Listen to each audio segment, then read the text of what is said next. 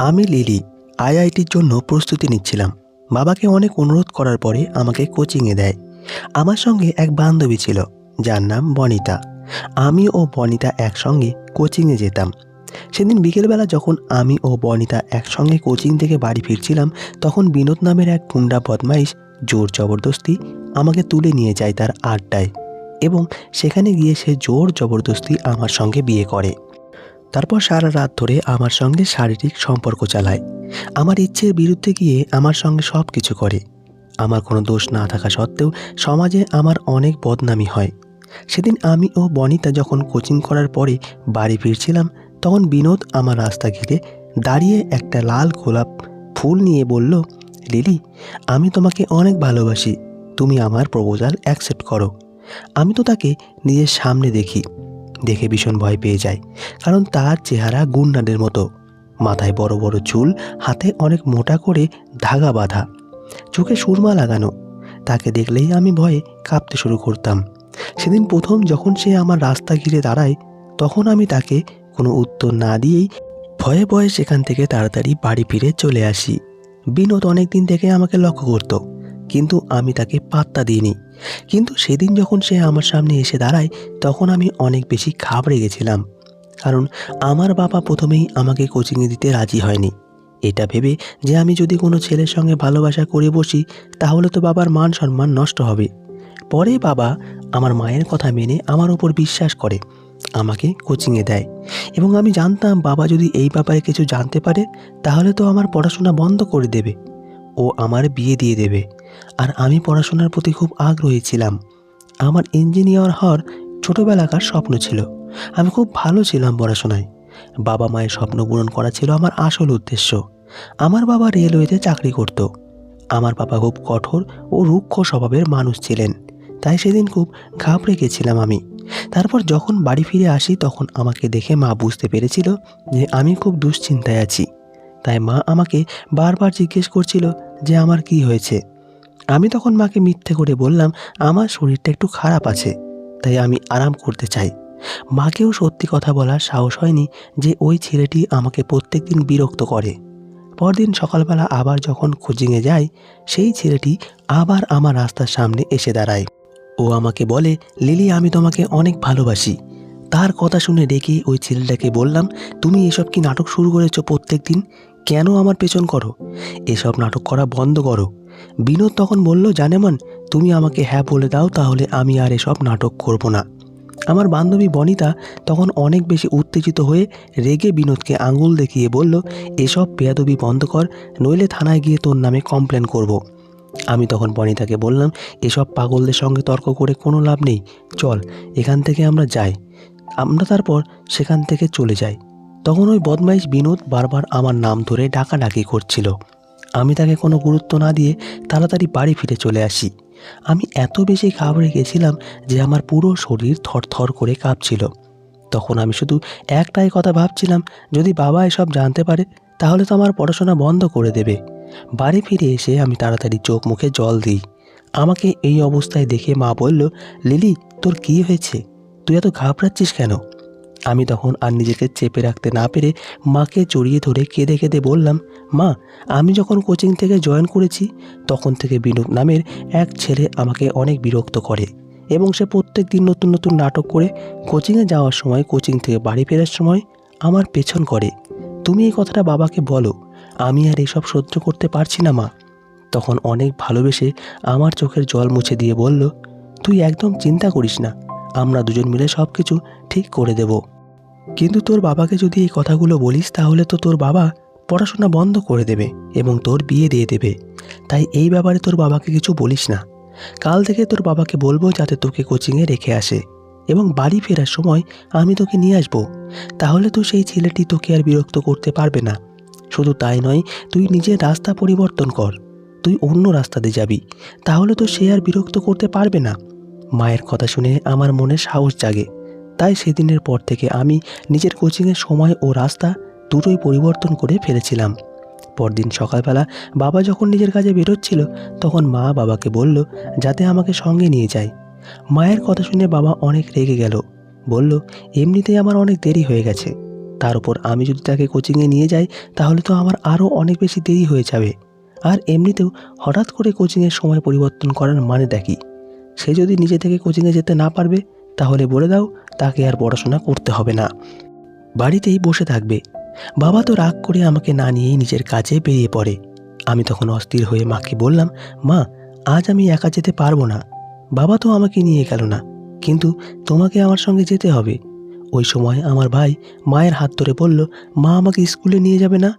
ভাইয়ের কথা শুনে মা আমাকে অনেক ভালোবেসে বলল, এসব রাস্তার ছেলেদের অত বেশি গুরুত্ব দিয়ে লাভ নেই, তুমি তাদের পাত্তা দিও না। আজ তুমি অন্য রাস্তা দিয়ে কোচিংয়ে যাও। আমি তোমার সঙ্গে যেতে পারবো না, কারণ তোমার ভাইকে স্কুলে নিয়ে যেতে হবে। আমি মাকে অনেক বোঝানোর চেষ্টা করেছিলাম যে ওই ছেলেটি পাগল, তাকে দেখে আমার ভীষণ ভয় লাগে, সে আমাকে পাওয়ার জন্য আমার ক্ষতিও করে দিতে পারে। সেদিন বনিতার সঙ্গে আমি অন্য রাস্তা ধরে কোচিংয়ে যাই। আমার জন্য বনিতাও নিজের টাইমিং চেঞ্জ করেছিল। সেদিন ভেবেছিলাম ওই পাগল আর আমার পেছন করতে পারবে না, কিন্তু আমি তো ভুল ছিলাম।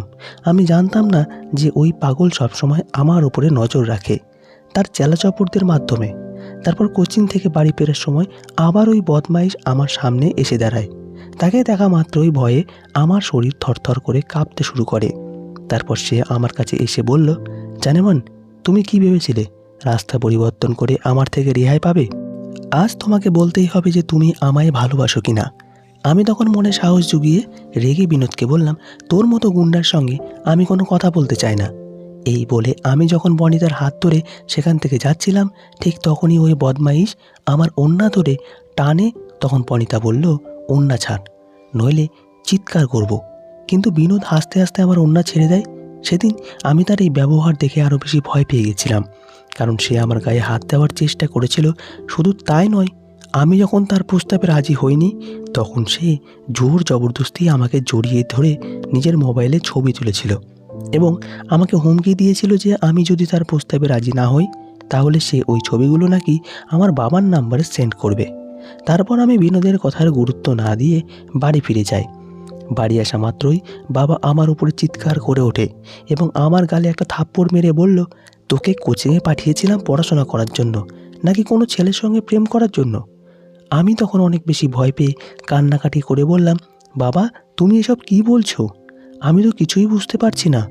বাবা তখন নিজের পকেট থেকে মোবাইলটা বের করে বলল, কিছুই বুঝতে পারছিস না তাই তো?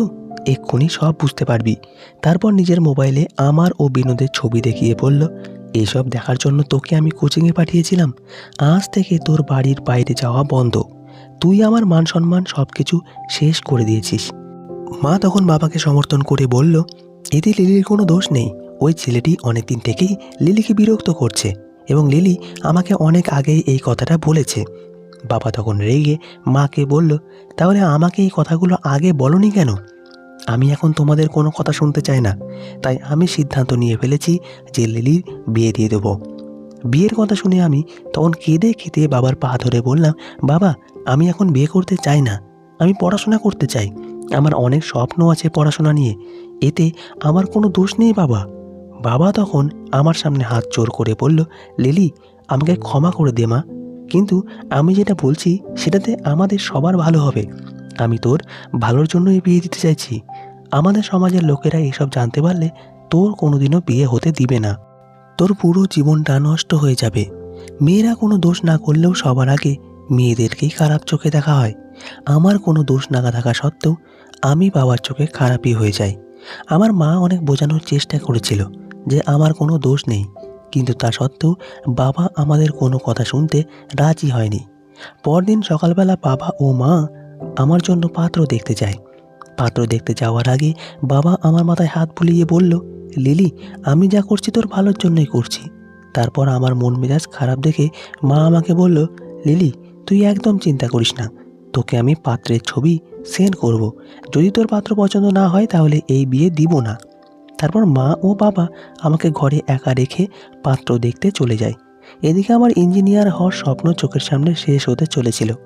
ওদিকে বাবা মা যখন আমাকে ও আমার ভাইকে বাড়িতে রেখে পাত্র দেখতে চলে যায়, তাদের যাওয়ার আগে মা ও বাবাকে বলেছিলাম তারা যাতে তাড়াতাড়ি বাড়ি ফিরে আসে, আমার একা ভয় করবে। বাবা তখন আমাকে বলল, নিজের বাড়িতে কিসের ভয়? দরজা বন্ধ করে ভেতরেই থাকো, আমাদের না আসা পর্যন্ত বাড়ির দরজা খুলবে না। তারপর মা বাবা চলে যায়। বাবা মায়ের চলে যাওয়ার পরে আমি রান্নাবান্না করছিলাম, আর আমার ছোট ভাই সে গাড়ি নিয়ে খেলা করছিল। 1 ঘন্টা পরে মা আমাকে পাত্রের ছবি সেন্ড করে ছবিটা দেখে। আমি ছেলেটাকে পছন্দ করেছিলাম, কারণ ওই বদমাইশটা থেকে মুক্তি পেতে বাবা মায়ের পছন্দের ছেলের সঙ্গে আমি বিয়ে করতেও রাজি ছিলাম। ওদিকে আমি ভাইকে বারণ করেছিলাম সে যাতে ঘরের বাইরে না যায়, কিন্তু সে কখন যে ঘরের দরজা খুলে বাইরে চলে গেছিল তার আমি টের পাইনি। কিছুক্ষণ পরে আমি যখন ভাইকে ডাকি, তখন তাকে ঘরে দেখতে না পেয়ে আমি ব্যস্ত হয়ে পড়ি। তারপর ঘরের মেন দরজার সামনে এসে দেখি দরজা খোলা ছিল। ঘরের দরজা খোলা দেখে আমি ঘাবড়ে যাই। তারপর যেটা ভয় করেছিলাম সেটাই হয়। দরজা খোলা দেখে বিনোদ আমার ঘরের ভেতরে ঢুকে পড়ে। তারপর সে আমার সঙ্গে অসভ্যতা শুরু করে। সে ঘরের দরজা বন্ধ করে দিয়ে আমার হাত পা বেঁধে দেয়। তারপর সে জোর জবরদস্তি আমার কাছে ভালোবাসা পাওয়ার চেষ্টা করে। আমি তখন রেগে তাকে বললাম, আমি তোর মতন শয়তানকে কোনোদিন ভালোবাসবো না, আর বিয়ে করা তো অনেক দূরের কথা। সে তখন আমার গাল দুটোকে চেপে ধরে বলল, আজ আমি তোকে নিজের বউ করে বাড়ি নিয়ে যাব। আজ আমাকে কেউ আটকাতে পারবে না। এই কথা বলে সে আমার গলায় জোর জবরদস্তি ফুলের মালা পরিয়ে দেয়। তার কাণ্ডকলা ও পাগলামি দেখে আমি ভয়ে কেঁদে কেটে তার সামনে হাতে পায়ে ধরে বললাম সে যাতে আমাকে ছেড়ে দেয়। এইভাবে যখন প্রায় 1 ঘন্টা কেটে যায়, তারপরে আমার বাবা মা বাড়ি ফিরে আসে। তারা এসে দেখে ভেতর থেকে আমার ঘরের জানালা দরজা বন্ধ। তখন তারা আমার নাম ধরে ডাকে। তখন আমি বাবা মায়ের শব্দ পেয়ে চিৎকার করে বলি, মা আমাকে বাঁচাও, এই পাগলটা আমাকে শেষ করে দেবে। আমার কথা শেষ হতে না হতেই বিনোদ রেগে আমার মুখটাকে চেপে ধরে বলল, একদম চুপ, আর চিৎকার করবি না। তোর বাবা মায়ের সঙ্গে যা কথা বলার আছে সেটা আমি বলবো। আমার চিৎকার শুনে যখন মা বুঝতে পারে ঘরের ভেতরে কিছু গন্ডগোল আছে, তখন বাবাকে বলল যাতে তাড়াতাড়ি পুলিশকে ফোন করে এখানে ডাকে। মা তখন কেঁদে কেঁদে বাবাকে বলল, আমি তোমাকে বলেছিলাম তো যে আমাদের মেয়ের কোনো দোষ নেই। ওই ছেলেটাই আমার মেয়েকে বিরক্ত করে, কিন্তু তুমি আমাদের কোনো কথাই গুরুত্ব দাওনি। আগেই যদি সব কিছু পুলিশকে বলে দিতে, তাহলে আজ আমার মেয়ের এই অবস্থা হতো না। বিনোদ বলে ওঠে, এবার আমি তোকে বাড়ি নিয়ে যাব। এবার আমাকে আর কেউ আটকাতে পারবে না। এই চুক্তিপত্রটা পেয়ে সে আমার কাছে এসে বলল, আমাকে এই কাগজে স্বাক্ষর করতে হবে। আমি যখন ওই কাগজে স্বাক্ষর করতে আপত্তি জানাই, তখন সে আমার চুলের মুঠি ধরে বলল, তুই যদি এবার আমার কথা না মানিস তাহলে আমি কিন্তু অন্যরকমভাবে তোকে রাজি করাবো। ওদিকে পুলিশ যখন বুঝতে পেরেছিল যে বিনোদ দরজা খুলবে না, তখন ওই সময় পুলিশের একটা টিম বাড়ির ছাদের উপরে উঠে ছাদের দরজা দিয়ে চুপচাপ নিচে নেমে আসে এবং বিনোদকে আমার থেকে দূরে সরিয়ে তাকে গ্রেপ্তার করে নিয়ে যায়। বাবা মা ভেতরে এসে আমাকে জড়িয়ে ধরে হাওমাও করে কাঁদতে শুরু করে। বাবা আমার সামনে হাত জোর করে বলল, লিলি আমাকে ক্ষমা করে দে মা। আমি তোর কথা শুনে যদি আগেই পুলিশকে এই ব্যাপারে জানিয়ে দিতাম, তাহলে আজ এই অবস্থা হতো না। ওই ঘটনার 10 দিন পরে বাবার পছন্দের ওই ছেলেটার সঙ্গে আমার বিয়ে পাকা হয় এবং এতে আমার কোনো আপত্তি ছিল না। আমি খুশিই ছিলাম, কারণ যে ছেলেটির সঙ্গে আমার বিয়ে পাকা হয়েছিল সে বলেছিল বিয়ের পরেও আমি নিজের পড়াশোনা বজায় রাখতে পারবো। বিনোদ এখন জেলে। তো বন্ধুরা, আজকের গল্পটি এখানেই শেষ করছি। গল্পতে কোনো ভুল থাকলে অবশ্যই ক্ষমা করবেন, আর গল্পটি ভালো লাগলে অবশ্যই আমাদের চ্যানেলটিকে সাবস্ক্রাইব করতে ভুলবেন না। চ্যানেলটি সাবস্ক্রাইব করে আমাদের সঙ্গে থাকুন। ভালো থাকুন, সুস্থ থাকুন। দেখা হচ্ছে আবার পরবর্তী ভিডিওতে। ততক্ষণের জন্য ধন্যবাদ।